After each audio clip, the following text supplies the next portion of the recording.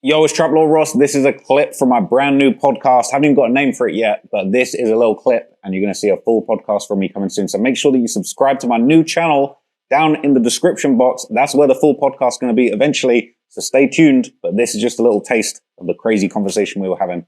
Me and Mama Duck. A lot more coming. I'm gonna just read it to you. Yeah, I'm gonna just read it to you. But okay, because you can hear it, right? Or what? Oh no, nothing to hear. I'm gonna just talk. You hearing me? You hearing me? I'm it in this one. So obviously we got all the kind of new paperwork, the new charges that are going on with the Durk situation, and people are going to be able to see it on their screen.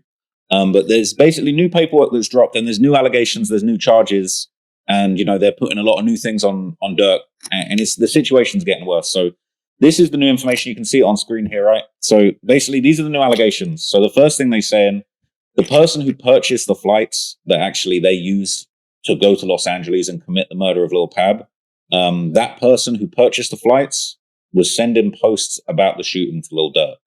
So as I said to you here, they said just one day after, okay, that co-conspirator 3, who's currently still unnamed, he sent Durk a social media post with individuals mocking Quando Rondo's reaction to seeing Savia Robinson. And that's obviously the video of him screaming no.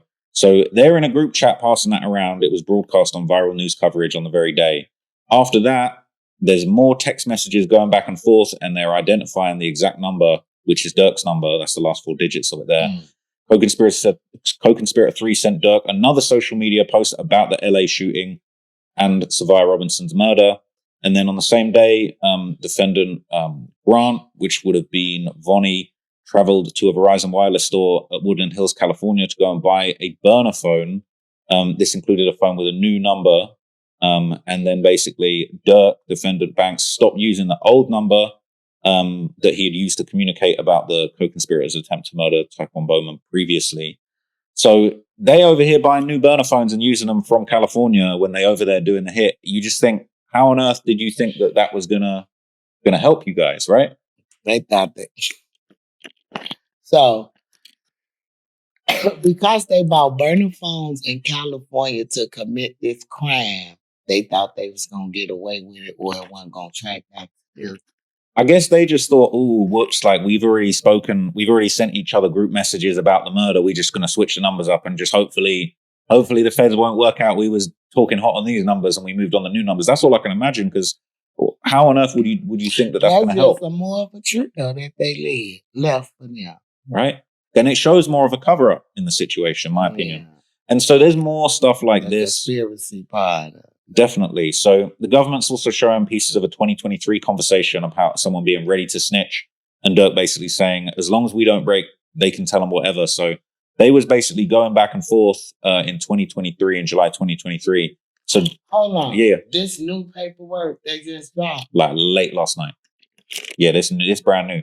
So it says on July the 6th, 2023, Durk sent a group text message to the other co-conspirators that included Dee Dee, saying D-Ski beat his murder, but he gonna be more dangerous. And that was a lyric that ended up on their album, Loyal Bros, I believe.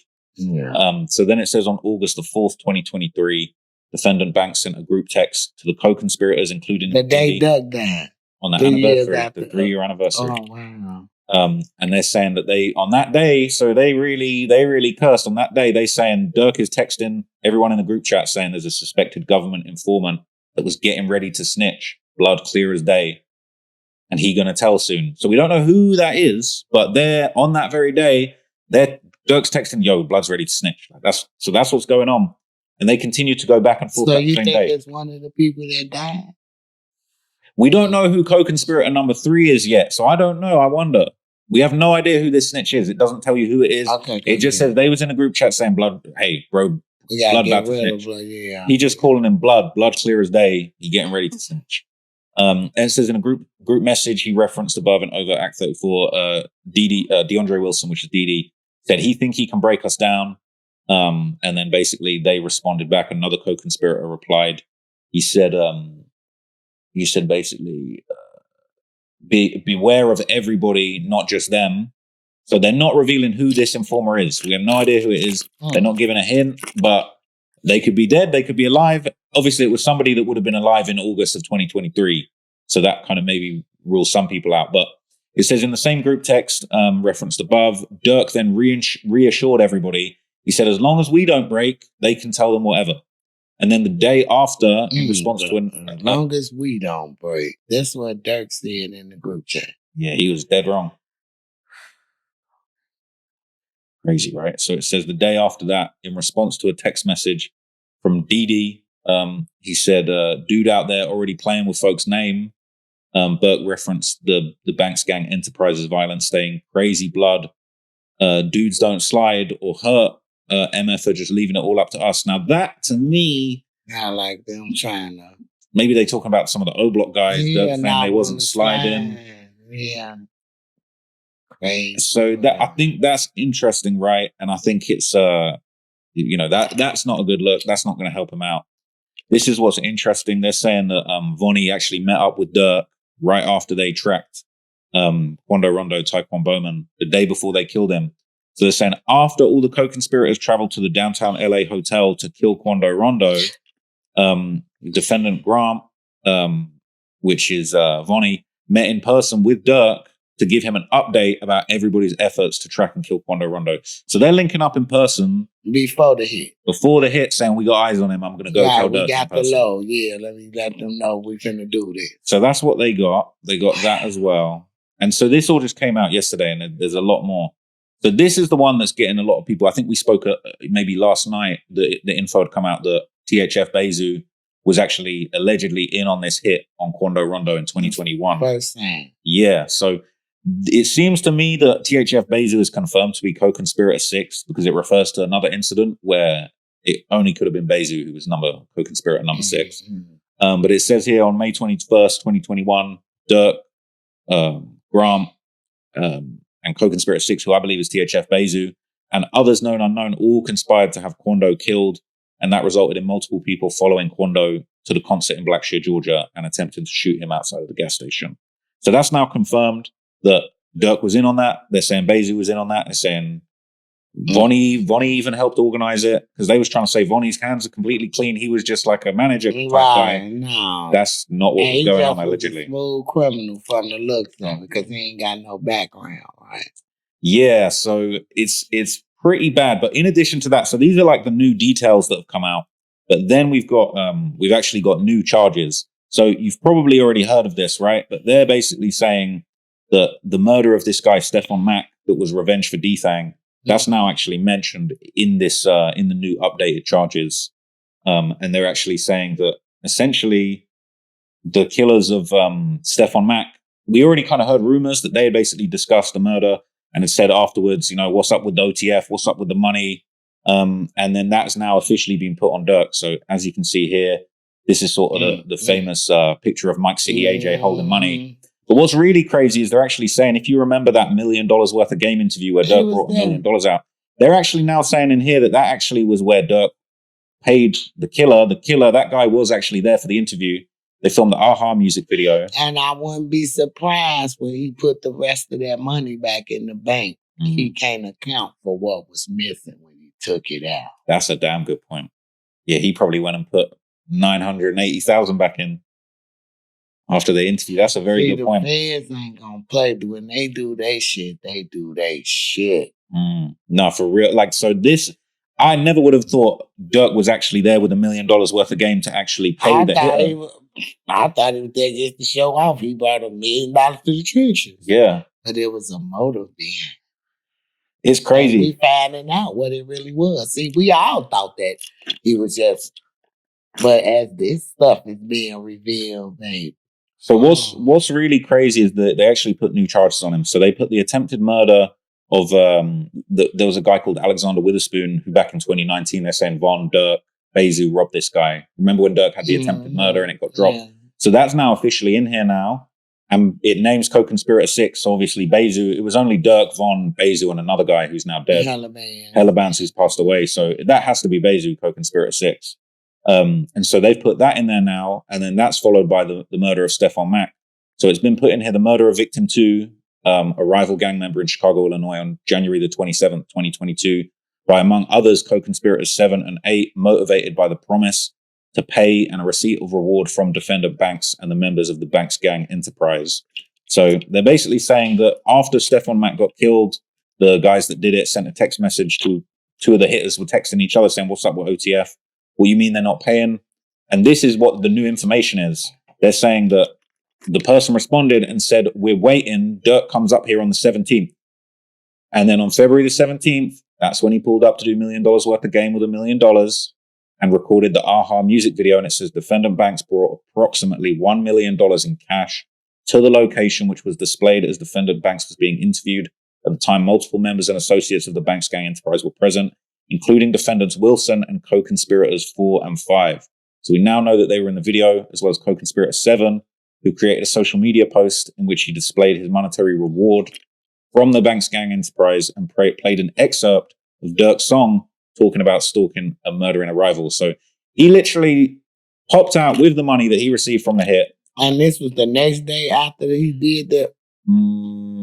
It doesn't say the day that he posted that. Right. I'm sure I could find out the day, but I guess they don't need to put the day. They just basically saying that that's him with the money. And that's basically him claiming it.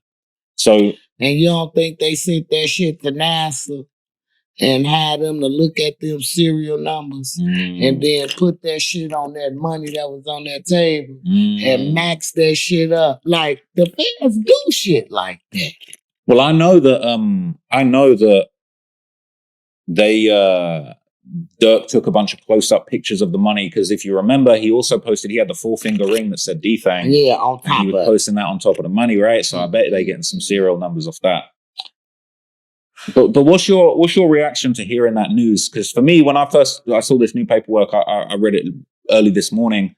I'm just constantly just surprised at just how reckless Durk had been throughout this whole debacle. You know, I can't believe that he really broke off from his $1 million worth of game to pay the hitman. I just hate that his mama got to really go through this shit. To lose one of them. Only to lose to the streets. Only to lose another one to the system.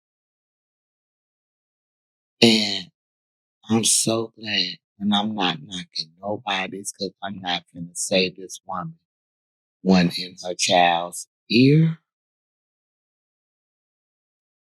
But I was in Duckville every day. I was scared for him to go outside sometimes because I didn't want the wrong influence to get around him and make him go behind somebody. First off, I don't think he really knew where it came from. We all found out later where it really came from. We had it. You understand what I'm saying? So the fact that he didn't take that route, because he could have did it broke.